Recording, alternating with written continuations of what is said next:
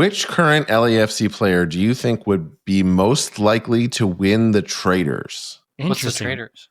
Oh, you've never seen the Traitors? What would be the actual strategy? Like, what would make you actually good at the game? Someone who is good at deceiving. Olivier Giroud. Seeking out. Oh, yikes. Oh, no. He deceived us all. It's time for a mailbag. I don't have an intro to this. Mailbag is when We're doing a mailbag. We ask people send us questions and we answer because it's only been a day since the game and we didn't have time to do a second segment. Yes, but also this is very fun and comes. Is it a good mailbag? I haven't looked at any of the questions. I'm doing this. Well, this time we were like, Sight unseen. don't just ask us questions. We'll take questions, but also more confessions. I also mentioned if you've got pro tips, LAFC fan pro tips, some of those are in there. What else did I ask for? Requests, show requests. So there's a whole mishmash of things that people submitted. The requests sound dangerous. Darren, you want to pick the first one and then me and Vince can peruse? Here's a fun one to start off. This is from Kai.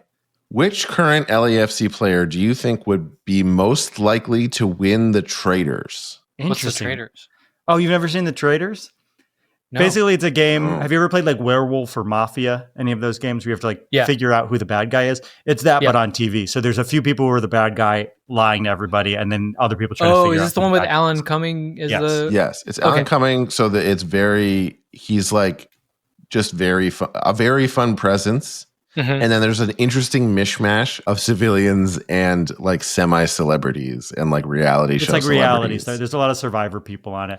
So I played think Mafia and like Werewolf, but like what would be the actual strategy? Like what would make you actually good at the game? Someone who is good at deceiving or Olivier Giroud. Seeking out. Oh, yikes. Oh, no. He deceived us all. Honestly, no. Antoine Griezmann. Or someone who's good at sniffing out deception, so not John Thornton.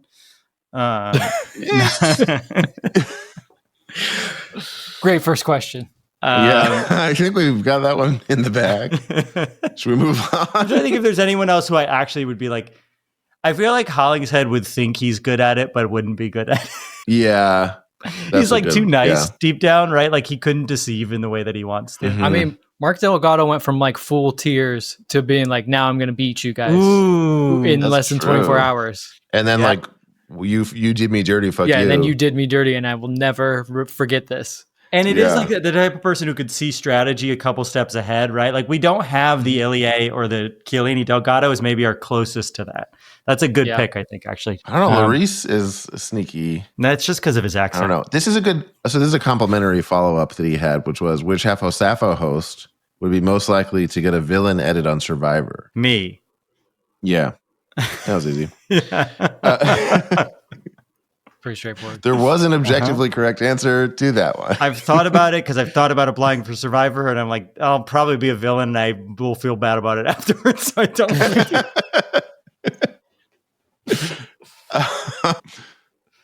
there's another. So this is like a three-parter, I guess. Which current LAFC player would each Hafo Sappho host choose as their amazing race partner? Oh, interesting.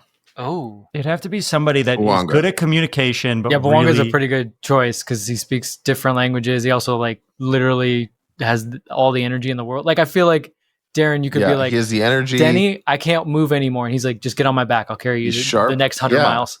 The dude front flips. Okay. But you also have to, do you think you would have good communication with him in stressful situations? Right? Yes. Like he's very affable. Also, let's not forget when he played with Gabon, he flew from somewhere in Africa to Los Angeles in like 10 minutes and played immediately. That is a pretty good, amazing and scored. Race. Yeah, that's a pretty, and flipped. He doesn't get tired. That's an amazing race.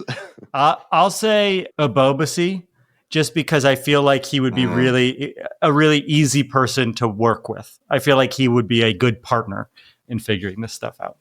I mean, my answer is going kind of along similar lines, but just because like I want to hang out with him, he seems cool. It would be me and Nkosi. We would just hang out. We probably wouldn't even do the race. One.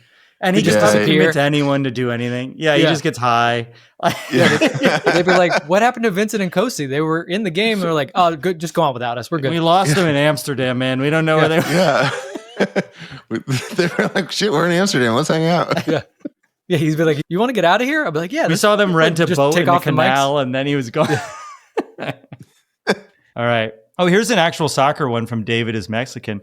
Thoughts on the Müller rumors? I have a lot of respect for Thomas Müller. I think that he is a player that his soccer brain is probably second to none. And no one, I think, has done more with look, he's obviously a talented player, but he's not like an elite at any one thing, yet has elite numbers in both goals and assists. Like, he just knows the game.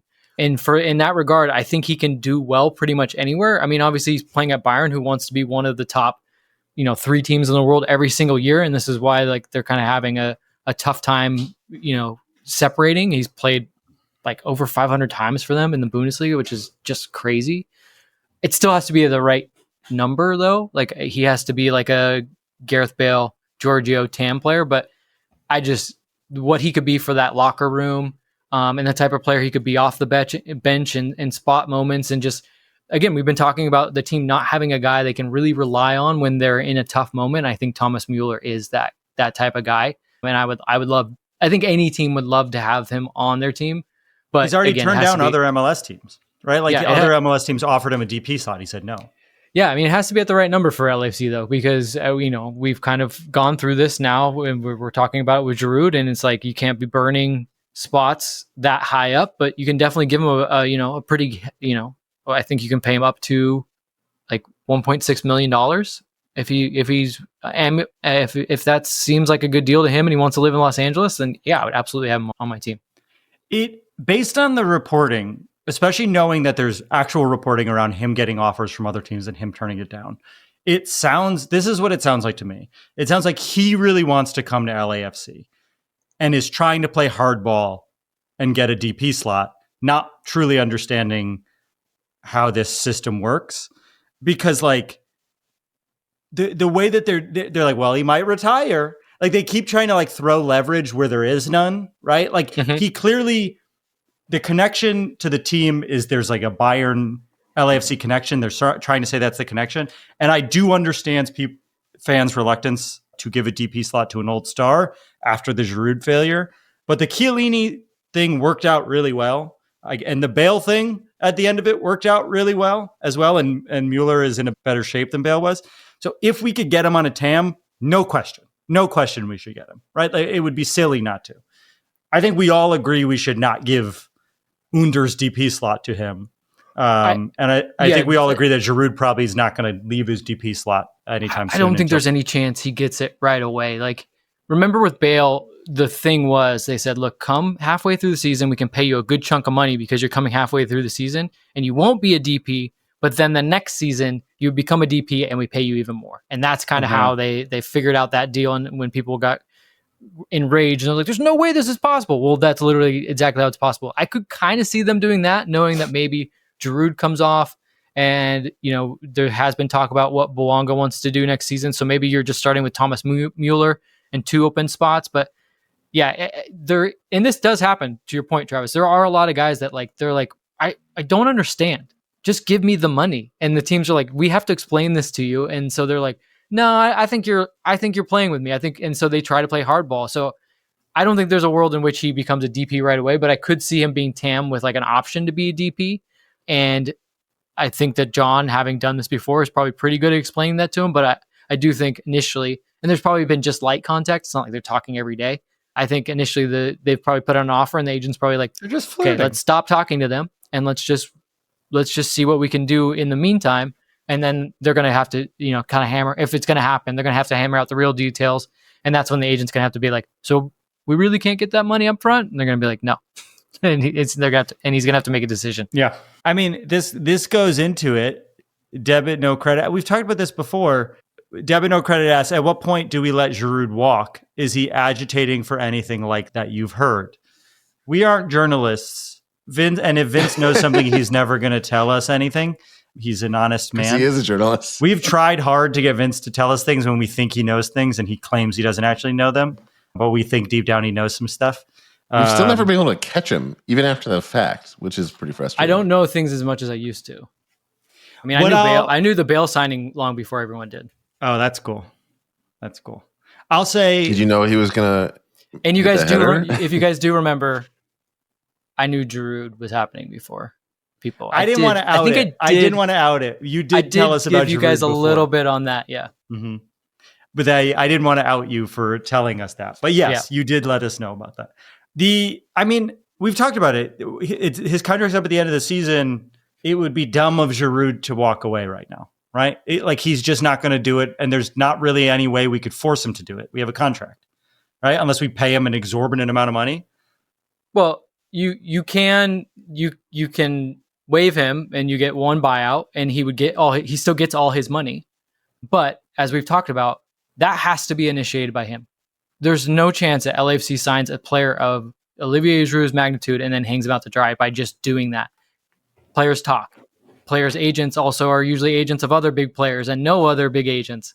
Like, that word gets around that you've kind of been like, oh, I don't think we like this. Let's angle to get him out of here. It's just not going to go well for you at LAFC. But if Olivier Giroud walks into John Thornton's office and goes, man, I just don't have it, I think that there is a world in which John says, well, luckily, we have a way to get out of this. How do you feel about this? How do we position this so that we both win? And I think that would be the conversation that they would be having. But I don't know that any of those conversations are happening. And there's no incentive for Giroud to do that unless he feels embarrassed or whatever. It just feels silly. We're going to have him to the end of the season. I can't imagine a world in which we don't. Yeah, unless, there could be a chance that maybe he's like, you know what, guys, I've been in LA for a little bit. It's okay. I think I want to move back to France. And in that case, then you find a way, right? Because they're not going to be like, well, maybe you just move back to France and no one will notice. I don't think that's going to happen. They did soft launch that. They did try. It felt like it. It really felt like it when he went and waved at the French national team game. Look, if LAFC gets into this Club World Cup, he's definitely staying for that. I guarantee. Both LAFC and MLS would want him there, regardless of how he's playing. But after that, who knows what is in his mind? But you make a good point, Travis. There's no reason for him to actively seek to leave unless he wants to. I wouldn't do it. All right, what's next, Darren? Here's a confession. Are you ready? Mm-hmm. Yes. This person writes, my confession is that I wish Zlatan was still playing so I could get an out-of-bounds ball that he wants while we were winning late in the game and perform all the dad antics of fake throw the ball to him, hide the ball under my shirt, and whatever other shithousery I could come up with because that monster is still stuck in my craw. The guy even looks like a stereotypical cartoon villain. I would likely get the ball back to him, but only once he got another ball. I would hit the ball he was throwing. I would hit the ball he was throwing in as he threw it in. I have quite an arm on me, and I feel confident I could knock both balls onto the pitch. He would likely try to fight me, and since I've never been in a fight, another confession, I'd hope that the 3252 does what it does best and light way too many smoke bombs to facilitate my escape. So this person has concocted a whole elaborate, very specific scenario that they seem to think about frequently. I like the idea of I wish Zlatan was still playing because I want to annoy him a little bit once. I just kind of want to make him a little bit mad. What I think this is good for is I want this to spur more confessions. If you have anything like this, if you heard this and you're like, yeah, I've got kind of a thing like that I wish I could do that I never got to do, involving a player or something like that. I feel like there's maybe other stories sort of like this that I want to invite people to send our way. What is it? Oh, what is it called when you're like a manifestation? A fantasy. I want to manifest. Yeah, a fantasy. Yeah. Like a fan fantasy. That doesn't involve fucking us. Stop sending us those fan fictions, guys. Even though some are very well written. I'm glad I don't have keys to the Instagram. No one's doing that. There's a lot of we wouldn't say it if it wasn't true. Right, of course. That's a great confession. I don't wish Zlatan was still playing, but thank you for sending it in. I mean, is the real thing that would probably happen is like a kung fu kick to the chest. So I don't know if you want this to play out the way you think it's going to. He would be an incredible, amazing race partner, actually. Yeah. Zlatan? Oh my God, yeah. Oof, unfortunately. He's built like a basketball player. I would just be in like a backpack like Yoda. He would just carry me. Now that's fan fiction. You've thought about that. You and a baby Bjorn on Zlatan's back as his ponytail wishes. What a kink. Yeah. And I'm okay with it. Yeah. I want to be carried across Siberia by Zlatan. Yeah.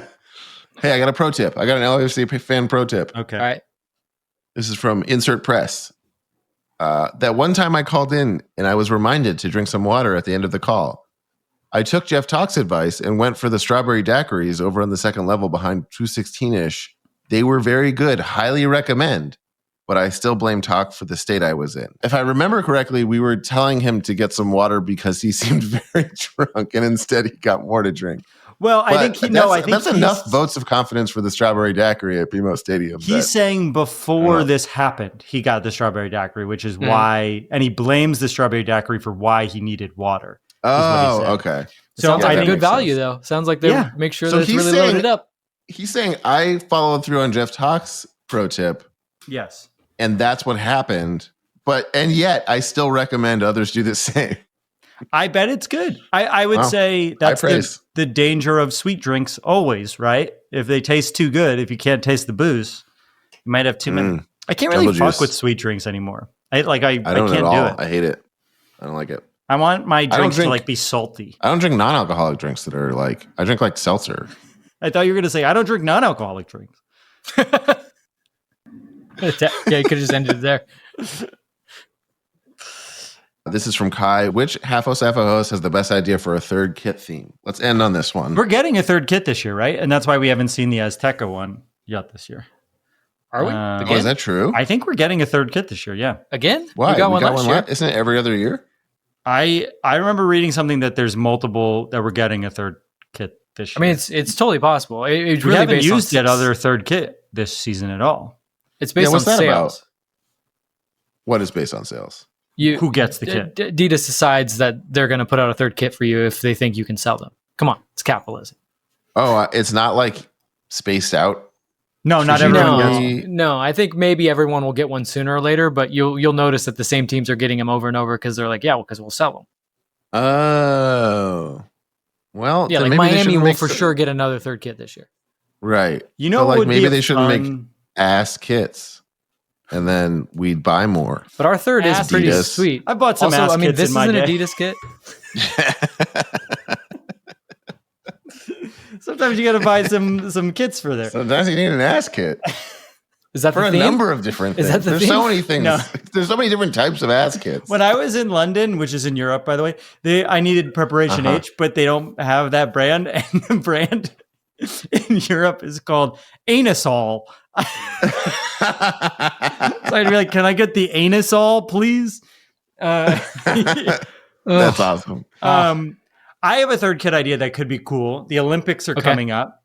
Do you remember the old LA Olympic logo? Oh, I guess the Clippers already did that as a third kit. I just really like that, like kind of weird, like early '90s, '80s pattern where it's like I don't know. I just think an homage to the old Olympics could be cool because they're coming here. Something with the I forgot the Clippers Coliseum would be cool. Oh, that's a great idea. Maybe like a Trojans thing. Yeah, or the facade, which is featured prominently on our new Happy Foot Sad Foot. I'd rather be on Christmas Tree Lane T-shirt, hand-drawn T-shirt. Sweatshirt. I got to tell you, those are selling like some of these crazy. New designs are incredible. I see what you did there. The Christmas Tree Lane thing is selling really well. Really? Yeah, people are loving that. It's great. I mean, fuck it. Make that the Christmas Tree Lane shirt that we just made. That third kit design. There you go. Done. Ooh. I do a Christmas Tree Lane. I guess you don't put like this. This last third kit was the first time in a while I've seen like the team name featured prominently. Mm-hmm. Like you don't get to feature words. That's true. But it'd be cool to be like Christmas Tree Lane somewhere. I don't know. I think something like drum inspired Especially, remember, they do have some of those like handmade drums that have like really unique, cool designs on them. I think something like that could be kind of cool because it is such a like you think of when you're like the sound of the game at BMO is the drums, right? Like that you can't, it's undeniable. Like that's the heartbeat of the game. That could be pretty cool. Yeah, that'd that's be cool. cool. I think it'd be cool to just have like 3-2-5-2 across. I was going to say that, but do you remember those Denver Nuggets kits that said like 5296 or whatever? I was like, I hated those. That was like the area code. Like that's why that was dumb. No, they have like it has something to do with, I don't know, but it's 4 numbers and it looked like the 3252 logo too, where I remember being like, that sucks. Oh, really? I don't want to do that. Yeah. I forget what it was. I thought it was the area code or like what is it like? It was weirdly 4 numbers. It felt altitude? like inspired by us. It might, I don't know. Teams have done kits in the past and where like they take season ticket members and like use their names to like make up a pattern or something. Like, just like that's cool. That would be cool, whether it's in the numbers or on it all together. I think that would be another cool homage to, the great support that they've had, right out the gate. Right, that'd be pretty cool. What'd be really cool is if we found out the guy who wrote Goosebumps happens to be a fan, so we make a Goosebumps jersey. That was the thing. Boy, would that be really cool. I was thinking like, you can't do that in LA because actually famous people live here, right? Like you can't do Johnny Cash because he's the only famous person. Actually famous people live in fucking Nashville. Yeah, but Johnny Cash is cool. But it is like, there's maybe like a dozen really famous people and they're all country music people. So you're like, okay, Johnny Cash is the best one. Goosebumps? Yeah. We're doing Goosebumps? Like, what if we were like, we're doing a Jessica Alba inspired kit because Jessica Alba came to game 1. Do you think there was a list in which they were like, these are our 3? And they're like, well, it's got to be Goosebumps. And if so, what were the other 2? What lost out to fucking Goosebumps? Animorphs? Nationwide Bank. Or it's insurance. We learned it's insurance after the video. We said Nationwide Bank over and over again. They do banking too. At one point, I had a Nationwide Bank savings account. Assholes. What, they send you a cease and desist? We suffered enough in that city. I remember people like, you guys are idiots. It's Nationwide Insurance. It's like, sorry. You're like, yeah, because that's what makes us idiots. Fuck that city. Tell me what yellow is. They can't do a Christopher Columbus inspired one. I'll tell you that much. Who can't? Columbus. The city that's named after him? After Christopher Columbus. That's right. Mm-hmm. I know that guy. Are there? I was thinking of like, are there other LA are there like the Happy Foot Sad Foot sign is one that I think of as like iconically LA. It's gone now, but when it was there, it's like I actually really do like. I forget which supporters group uses Felix the Cat from the car dealership down the road from the stadium. Lucky's. Yeah, I like that's really cool because everyone goes, "Oh, it's the Felix the Cat from the side of the road that we always see." Like, are there things like that which are? I honestly, when we came up with the name of Happy Foot Sad Foot, I was thinking of that Felix the Cat logo because I was like, "What in my life do I connect to the city that's fun in that way?" Like people listen. You know what I also think of is in Silver Lake. There's a Western Exterminator animated sign where like a man has a hammer behind his back and he's about to hit a rat with a hammer. You know what I'm talking about? I love those. Can we do a Western Exterminator inspired kit? Right. What about Mr. Fries Man? Mr. Fries Man? Oh, R.I.P. An Americana at brand inspired kit. A Grove inspired kit. Just the fountain from Americana at brand with the trolley. Yeah. Grove. Yeah, that's all right. Or Ollie the Falcon's a great kit. When Ollie dies, we'll put Ollie on the kit. Oh yeah, we need an Ollie kit. That's what it is. I want an Ollie kit. That's true. Also, like we're playing with the feathers and the wings, the angel wings, but like let's do it all. Hey, if you're the people designing those, you could check out our merch store once again and see the Ollie inspired Christmas sweater. Oh no, that one also is good. That Christmas sweater is great. I wear it on Christmas. Yeah, it's great. And it says Holly. It says H' Ollie, and Ollie's got a little red nose. If you want a Christmas sweater, they take a while to make. So get it now. Maybe buy your Christmas sweaters now. Christmas in July. Does I'd rather be on Christmas Tree Lane count as Christmas gear? Sure.